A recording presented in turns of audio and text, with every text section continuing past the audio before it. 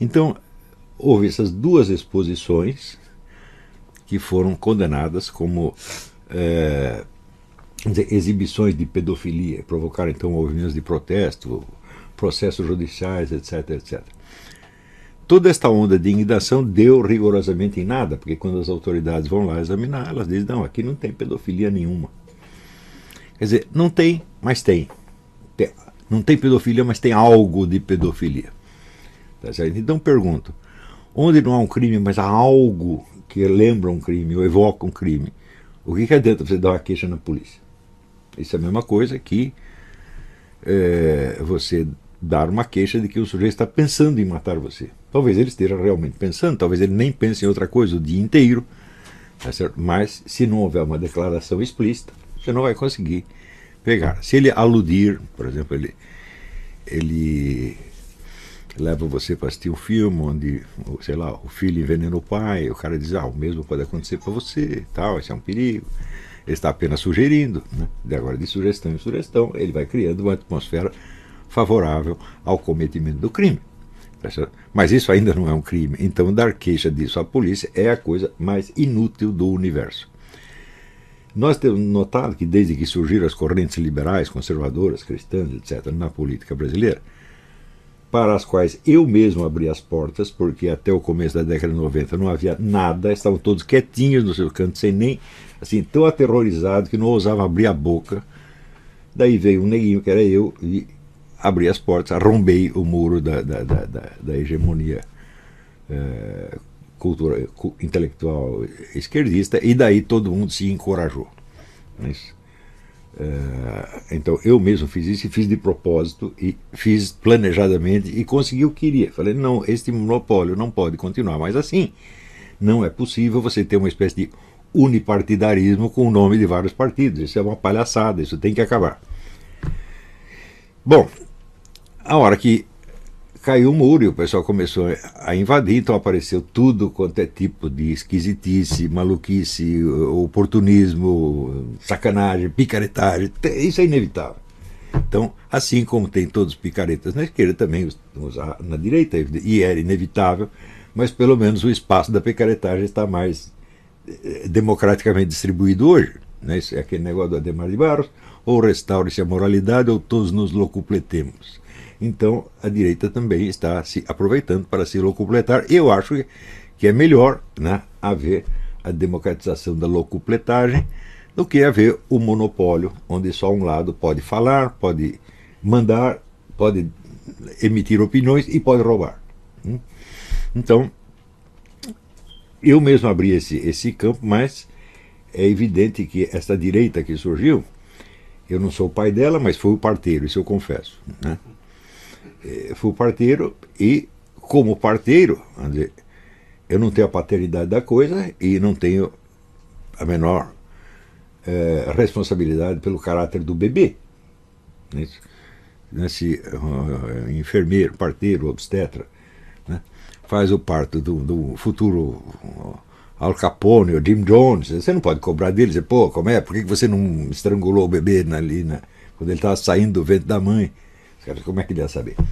Então, não me sinto responsável por nada que essa direita está fazendo e, sobretudo, eu asseguro, eu não pertenço a ela, eu não pertenço à direita nacional. Eu fui o parteiro, fiz a minha parte, tá certo? E daí para dentro eles que se virem. Eu posso, de vez em quando, dar uma orientação, dar um palpite, tentar corrigir uma coisa ou outra, mas não tenho voz de comando nenhum, não estou ligado a organização nenhuma e não vou estar. Isso é importante. Não tenho ligação com partido, não tenho ligação com grupo, não tenho ligação com candidato, não tenho ligação com coisíssima nenhuma.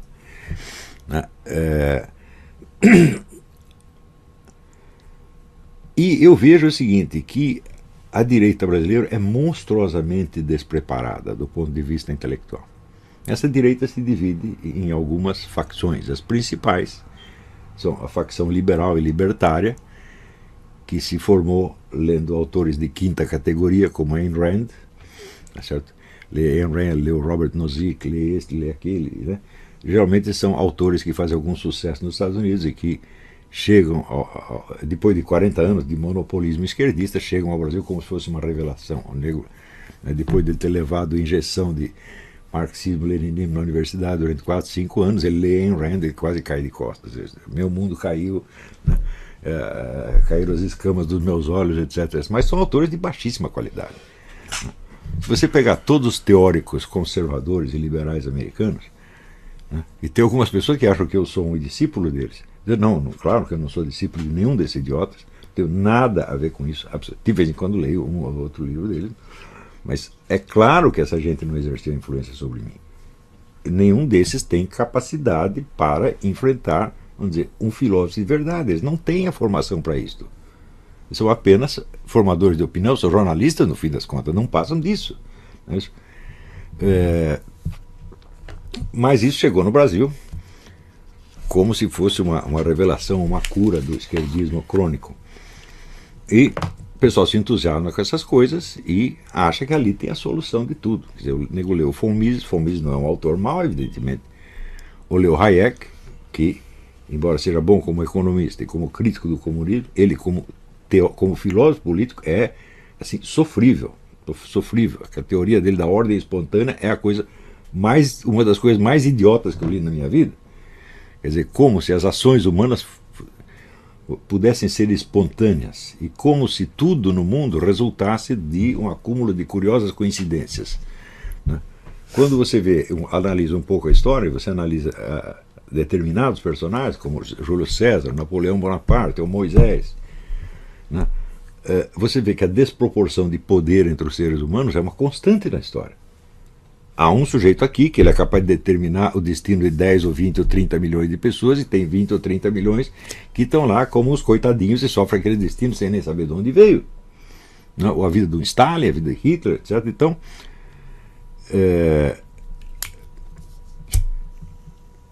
eu jamais esqueci a advertência do Georg Jelinek, esse sim, um grande cientista político, teórico do direito, no livro Teoria do Estado, onde ele diz a providência número 1 nas ciências humanas é você distinguir o que é resultado de uma ação deliberada, de um plano, e o que é o resultado de uma confluência de causas diferentes. Essa distinção, eu acho que o Hayek nunca fez. Porque para acreditar que existe uma ordem espontânea, não, nunca existiu nenhuma ordem espontânea na sociedade humana. Nunca nenhuma. Tudo foi inventado e decidido por alguém. A decisão pode ter sido alterada no curso da sua relação, mas foi alterada por outras pessoas que também decidiram alguma coisa. Então, a ideia da espontaneidade na formação e no desenvolvimento da sociedade humana, ela é contraditada pela própria natureza humana, né? Tem alguém que tem alguma ideia, toma alguma decisão política espontaneamente, como quem respira? Ninguém faz isso. Nunca ninguém fez e nunca ninguém fará. Portanto, tudo o que é decisão surge de uma deliberação. Deliberação pode dar certo, pode dar errado, ela pode ser contraditada por outra deliberação contrária que a neutraliza, tudo isso pode acontecer.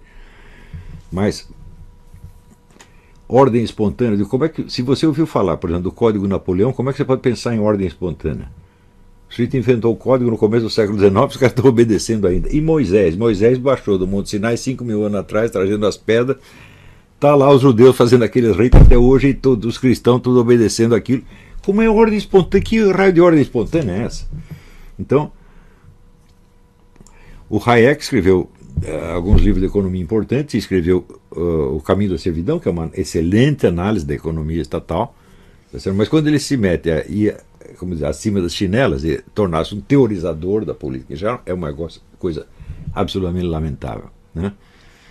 Outra pessoa vem com, vamos dizer, o melhor teórico conservador americano foi Russell Kirk, que o Eric Wegener considerava apenas um menino, um amador. Isto, no Brasil, quando alguém chegou a ler Russell Kirk, eu digo que isso já quase um milagre da consciência. Você descobriu que existe o Russell Kirk. Olha, é para soltar foguete. Então, quer dizer, toda a discussão dentro da direita, conservadora ou liberal brasileira, está muito baixa. A segunda corrente que existe na direita brasileira é a dos saudosistas do regime militar. Não é isso? Os militares precisam tomar o poder, etc, etc. Eu digo, olha, na verdade é o seguinte, se são os militares, são civis que estão ocupando o poder, isso não faz muita diferença. O que faz diferença é o que eles vão fazer lá. Então, qual é o programa de ação que você tem para os militares no poder? Não tem nenhum. No máximo tem 2 ou 3 medidas destinadas a corrigir males mais imediatos e mais vistosos, tá certo? Mas que não constituem um programa e, sobretudo, não expressam nenhuma análise do panorama internacional dentro da qual se insira a situação brasileira. Então, se o nego some na presidência sem saber qual é o quadro internacional, o que ele está fazendo ali dentro, provavelmente será uma coisa catastrófica, como muito do que os militares fizeram no tempo em que ocuparam o poder já foi catastrófico. Quer dizer, o desastre da educação nacional começou quando? Foi o PT? Foi o FHC? Não, começou ali no tempo dos militares, onde eles tinham, vamos dizer, a ânsia de atender a demanda por vagas universitárias e abriram uma universidade em cada esquina e transformaram a universidade brasileira nisso que nós estamos vendo hoje. Isso começou ali. Eles queriam isso? Não, mas aí é como diz o Max Weber, é o resultado impremeditado de ações, aliás, idiotas, né? Também começou ali, onde começou a hegemonia esquerdista, começou ali. Porque os militares tinham total desprezo pelos políticos de direita, que eles reduziram a carimbadores de decretos. Os militares decidiam tudo e mandavam para o parlamento para botar um carimbo, tá certo? Boicotaram todas as ONGs, os círculos intelectuais de direito, os militares boicotaram e não queriam concorrentes. Então sobrou o quê? Os militares de um lado, a esquerda do outro, dominando todas as universidades, dominando a mídia, etc, etc. Claro, os militares estavam então condenados. Então, tudo isso faz parte da nossa história imediata, tá certo? E nós vemos que uma certa atitude anti-intelectual ainda é comum na direita brasileira. Aquele direitismo pragmatista, né? Eu me lembro muitas vezes de ter conversado com até com oficiais de alta patente que achavam que podiam resolver tudo por meios militares. Não tinha a menor ideia do que fosse guerra cultural, né? Eram incapazes. Se desse um livro de Herbert Marcuse para um daqueles generais, ele teria congestão cerebral. Então eles não sabiam e não queriam saber com quem estavam lidando. Eles achavam que podiam resolver. Isso que se chama normalmente voluntarismo. Eles acreditam no poder da sua própria vontade. Eu posso, eu faço, eu aconteço, etc, etc. E no fim se deram muito mal e foram expulsos a cusparadas, né? Então, querer a volta dos militares, há uma razão para querer a volta dos militares. Essa razão eu concordo. Os militares não estão envolvidos em corrupção, são honestos e são patriotas. Eu sou o primeiro a concordar. Eu mesmo escrevi um depoimento que eu no Brasil só tinha visto patriotismo no meio militar, no meio civil nunca vi. As pessoas riem do patriotismo brasileiro. Aqui nos Estados Unidos você percorre o país inteiro, bom, não percorreu o país inteiro, mas percorreu uns 7 ou 8 estados. Você vê bandeira americana em tudo quanto é lugar, né? Aqui quando aparece um sujeito fardado em público, ele é aplaudido. É isso. Então, você vê que a diferença de mentalidade é muita. Quer dizer, eu vim saber direito o que é patriotismo, eu vim saber isso aqui nos Estados Unidos quando eu vi a primeira vez. Em 1986, daí eu vi este fenômeno e vi que nada de similar havia no Brasil. No Brasil existe, ao contrário, a patriotada, né? Discursos, bater no peito, né? Cantar o hino nacional, qualquer porcaria que eles fazem, eles têm.